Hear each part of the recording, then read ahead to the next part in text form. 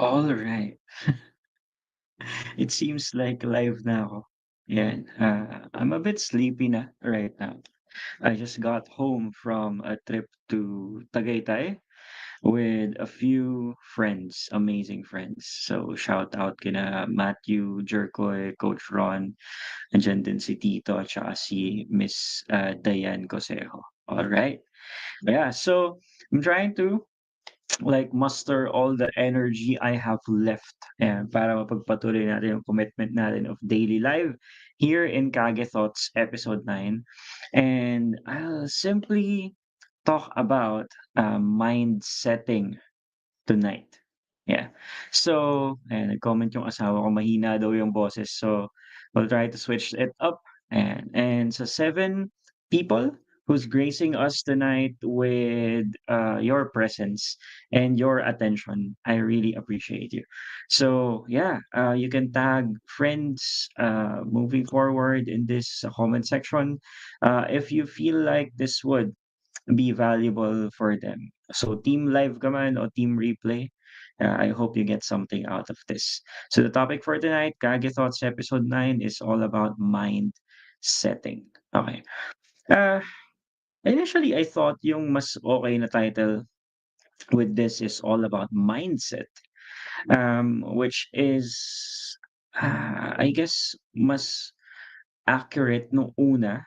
Iniisip ko kasi, um, mindset itself, like it's a common term na, 'di ba? Especially for people in the entrepreneurial circle and the personal development space na it seems to me ang understanding is like most of what you can achieve in life, most of the breakthroughs and the wins that you can actually have in whatever part of your journey moving forward is determined by mindset, no?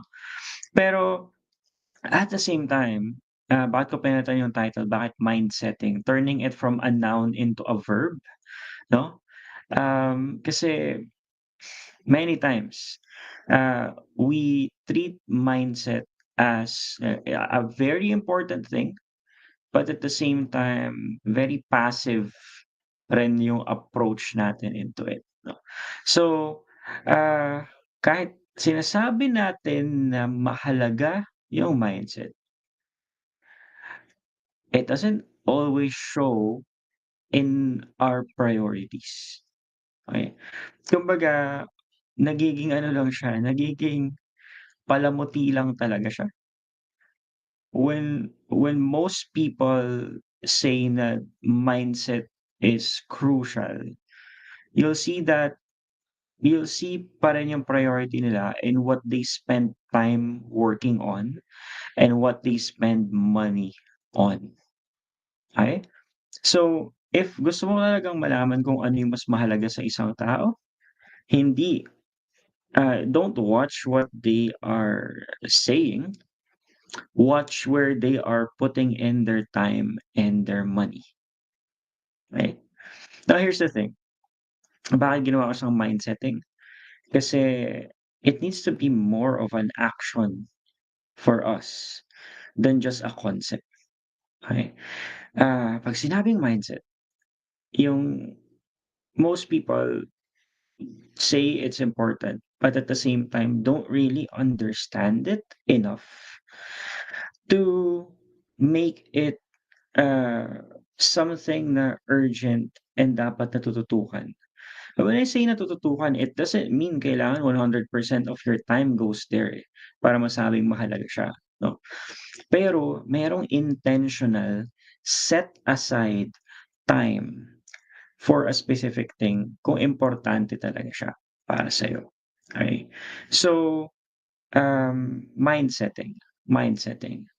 So I want it to be more about the action of, um, intentionally creating shifts in the way that we think, right? Not just the idea of creating shifts in the way that we think. Okay. So, right. In my own journey, a lot of things have happened, both the good and the bad. Just so certain shifts in my perspective uh, can start to can start to unfold, no? Um, may mga bagay na nangyayari sa atin that will become triggers so that our thinking shifts over time. And that's part of reality, basically. Na one of the ways to shift the way we think is meron tayong experience na mararanasan in life. And because of that experience, if it's high impact to us, there's high energy and high emotion involved in that experience, kusang magbabago yung pananaw natin. So that's one way to shift mindset, to shift our thinking, to shift our perspectives. Pero yun yung klase ng shift na outside of our control. Okay? I just want to get it out of the way kasi yung ibang parts naman, yun yung mas nag-a-apply tayo ng intentionality. Okay? Ano yung example ng outside of our control pero circumstance na puwedeng mag-shift pa rin yung way natin of thinking, okay? So, on the negative side, there's trauma, there's tragedy, there's, like, accidents happening, can be a loss of a loved one, can be, you get the idea. It's different triggers of unexpected things na negatively impactful to us on an emotional level. But because of those 'no, meron nagshi-shift sa thinking natin because there are, uh, like there's a lesson, there's regret, there's, big emotion at that specific moment na ang hirap i-process ng mabilisan, but it registers as a big enough force so that yung normal natin na way of thinking, mag-iiba talaga siya at that moment, okey? So, puwedeng, breakup, puwedeng like, nalugi sa business, okey? But imagine any kind of circumstance na deeply impactful, deeply emotional, high energy moment for you, it can shift the way you think, okey? But that's usually outside of our control, okey? Kasi merong mga like not all breakups would hurt the same way. Not all business failures will hurt the same way. Not all, like, as much as we feel something when we lose a loved one, not every loss feels the same way. So, kaya hindi mo siya mai-expect na mangyayari at the same intensity, at the same level sa lahat ng pagkakataon. There's less control about it. That's the negative side, right? On the positive side, there are, unexpected wins. So example, ang chine-charge mo lang is let's say $300 per project and then you ask a specific prospect, ano ba yung budget niya for this? And then he says like 10x the price you were supposed to quote.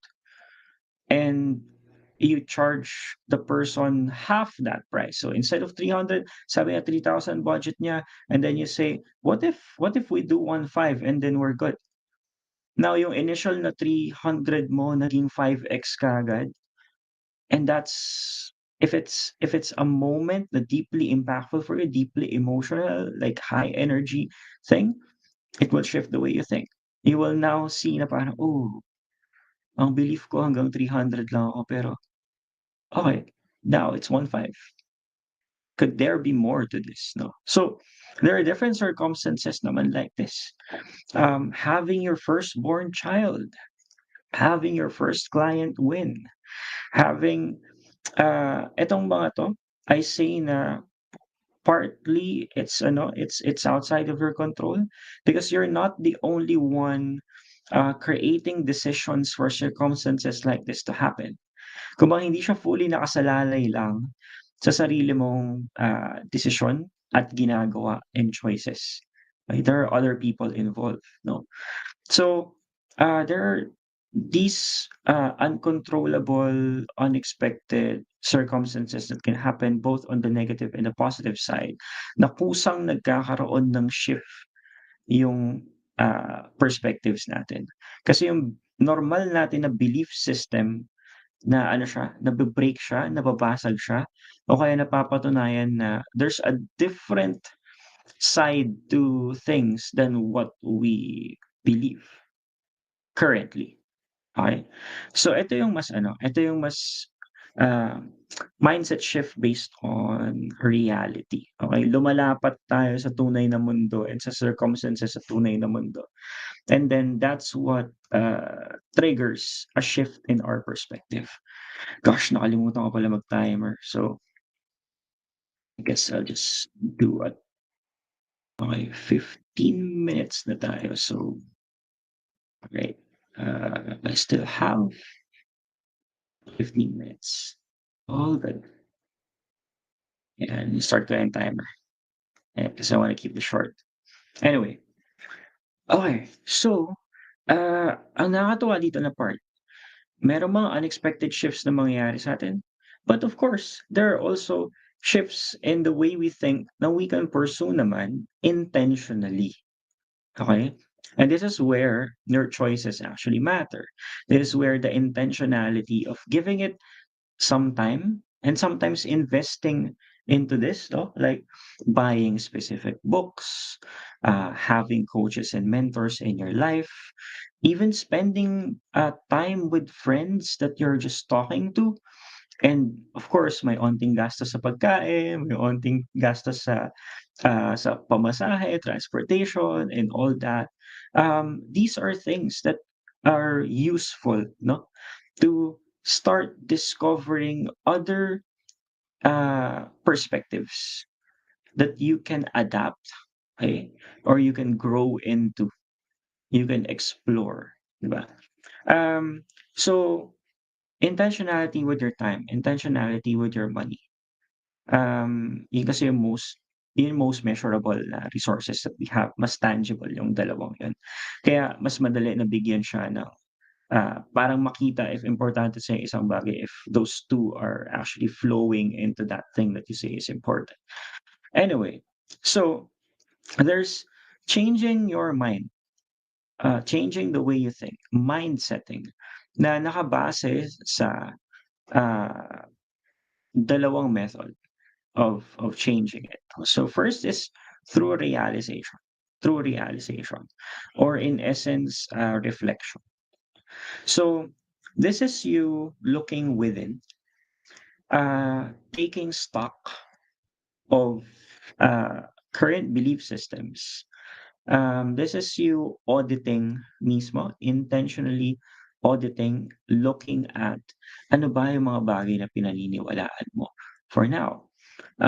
Some of them you label as limiting beliefs, meaning meron kang gustong mangyari, meron kang goal na gustong i-hit, action na gustong i-take, results na gustong makuha, but somehow certain beliefs are getting in the way of you fully executing on those things.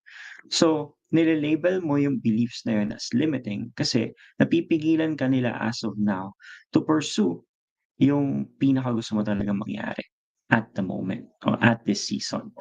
And then there are also empowering beliefs, which is the flip side of that, na when you subscribe to these beliefs naman, ine-enable ka naman nila para yung mga gusto mong mangyari at this current season, level of your life, mas nafi-feel mo naman na napu-push ka o kapag yun yung beliefs that you subscribe to, you are moving forward. It's easier to take action. It's smoother. No?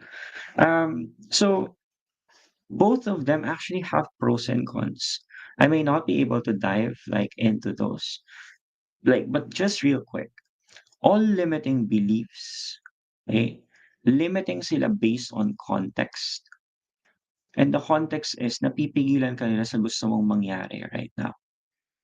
Okay? All empowering beliefs, ganun din. It's based on context. 'no. The idea is, na-e-enable ka naman nila to pursue what you want right now. Pero lahat ng limiting beliefs started in your life na ma-adapt, okey, o ma-build yung beliefs na yun for the sake of survival, for the sake of you getting by sa iba pang mga circumstances in your life na nangyari before. Kumbaga, it's what made sense before so that you can actually cope with specific situations. Pero darating sa point na ma-realize mo even if they were useful at one point, puwedeng maging limiting na sila at another point in time sa journey mo. Kasi iba na yung kailangan mo ngayon, okey? So, yung kailangan mo before, nag-adapt yung yung nag-create ka ng beliefs na matutulungan kang mag-adapt dun sa sitwasyon na yun kasi yun yung kailangan mo dati, okey? And then dahil iba na yung kailangan mo ngayon, minsan yung ibang beliefs na nagwo-work before, hindi na sila as useful right now, kaya sila nagiging limiting. Pero hindi ibig sabihin hindi sila naging useful at one moment in time, okey? And usually ang ginagawa natin is when we're trying to let go of these limiting beliefs, we let go of them as if they are an enemy to begin with. Kumbaga, they're a part of you that you need to get rid of just because hindi na siya useful right now. My suggestion is, to acknowledge ano yung naging, benefit, ano yung naging, pros, ano yung naging, magandang naidulot sa'yo of those beliefs in the past. Even if nasa limiting mode na sila ngayon, acknowledging how they have helped you in the past can make it easier to let go of them. Letting go of limiting beliefs in gratitude as opposed to exerting so much energy dun sa mga beliefs natin na natulungan naman tayo dati. Pero in the current context of the growth you want to pursue, kumbaga hindi na siya as useful right now. What we usually do is we try to get rid of it as if walang naging ambag yun sa buhay natin. It's just way easier as I look at the data, as I look at common practice, um, to let go in gratitude as opposed to let go as if wala talagang kwenta yung limiting belief in the first place. Okay. So beliefs are just beliefs. Yung pagiging limiting or empowering nila actually depend on context. Because some limiting beliefs right now were empowering beliefs before. And probably some limiting beliefs you let go right now can also be an empowering belief at another point in the future. It depends. It depends. But you see yourself not as so ito yung isang useful thing. Look at mindset as if it's just an ever-flowing stream. No. Um, and you just let it flow really instead of trying to kontrolin yung flow niya moving forward, no? What matters is ang tinitingnan mo is continually siyang nagfo-flow. And what makes it flow smoother, probably like a bit faster or somewhere along those lines. But what ang binabantayan mo is yung flow, not necessarily, uh, gaano kabilis o kabagal basta gumagalaw siya, okay?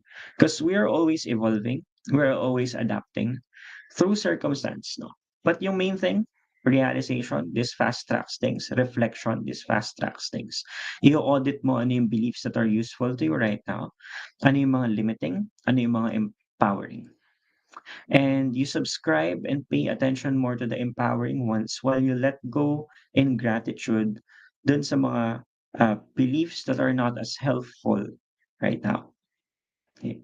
As you do so, the repetition side, like continually doing those, taking stock of it, it will get you to a point na you'll embrace yung journey mo, yung kabuuan.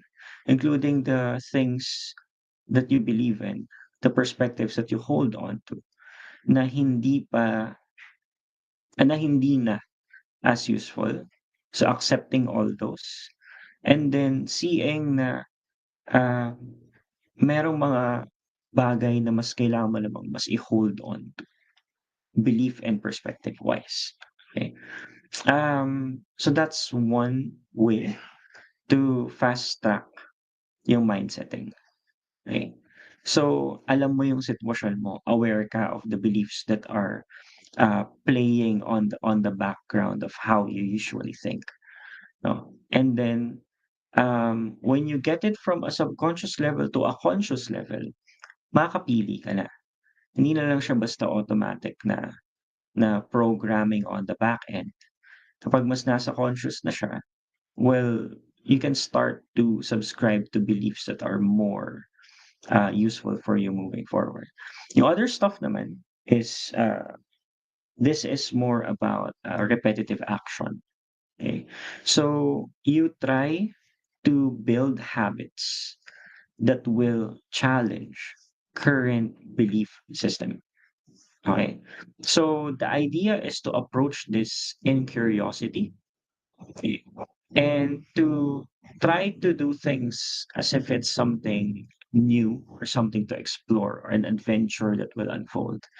Um, the idea is to, ito yung usual nangyari, if you're trying something new, there's a set of worries and fears attached to it, especially if there's a risk involved, consequences that may happen if it fails or if it doesn't work the way you want it to work.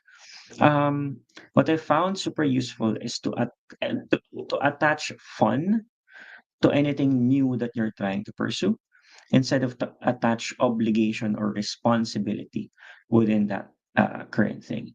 Even if there's risk involved talaga, even if there are consequences involved in that new thing. So example, you're transitioning from corporate and then now you're gonna go for building a business. Okay?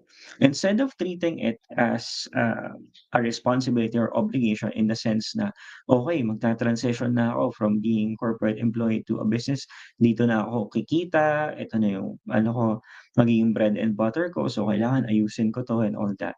Yung ganong attitude actually brings so much pressure into the picture na napipigilan tayo to make the proper decisions, no?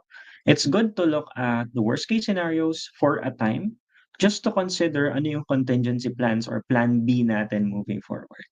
But when you actually pursue it, you pursue it in such a way na designed para ano ba yung puwedeng mong matutunan dito? Ano yung puwede mong ma-enjoy dito? Ano yung mga bagay na mas magpapadali o magpapa-smooth nung experience mo of the whole thing. And that's what you're looking out for. You want to design it to be fun. You want to design it to have like enjoyable moments, enjoyable parts, and you want to pursue those, no, moving forward. So, ang nangyayari dito is when you build habits out of fun, out of enjoyment, as opposed to out of obligation or responsibility, the repetitive action becomes smoother. And eventually, as you repeat specific action steps that are crucial dun sa bagay na ginagawa mo, even if it's new to you, you'll eventually see results. And those results will usually surprise you kasi it's not part of your previous experiences. And dahil hindi siya part ng previous na experiences mo, yung belief system mo naka-base dun sa previous na experience mo eh. When you introduce new experiences to your life, plus new results because of those experiences, nati-challenge yung current na perspective mo. Okay? So, repetitive action, in a sense, habits or regular things you are doing. So, the idea is like have a project of sorts that will require you to do something new, try something new, attach it to fun and enjoyment so that you can do it a bit more long term until you see a specific kind of result na hindi mo pa na-experience before. And when you see that specific kind of result, it will naturally shift kung ano yung perspectives mo. Kasi you're introducing a new kind of experience in your life moving forward. So, yung isa, yung kaninang suggestion, reflecting on things like pursuing realizations by auditing yung belief system mo, yun is usually yun yung default ng mga thinkers. So, people are divided into thinkers and doers, okay? Yung pangalawa naman is mas pasok siya sa mga doers, 'no? So, yung mga nagte-take action, take action and all. But, if you find yourself more of a thinker, do yung number one first, which is more realization and auditing. If you find yourself as more of a doer, then do naman yung repetitive action and habit formation. However, if na-try mo na yung mas natural sa'yo based on who you are, pero hindi pa rin, nagwo-work for you, then I suggest you go to the other side naman of the spectrum. Gawin mo yung mas pang-doer kapag thinker ka or gawin mo yung mas pang-doer at gawin mo yung mas pang-thinker kung naturally doer ka naman, okey? Kung sakaling may gusto mong mas mapabilis o makuha yung timpla of things moving forward in a faster way. That's all about mind setting. I'll spend like the last 2 minutes. I don't want to go super overtime, but last 2 minutes. Right. Uh, bakit ko to share as of now? Kasi for the most part of my life, I was leaving things to chance.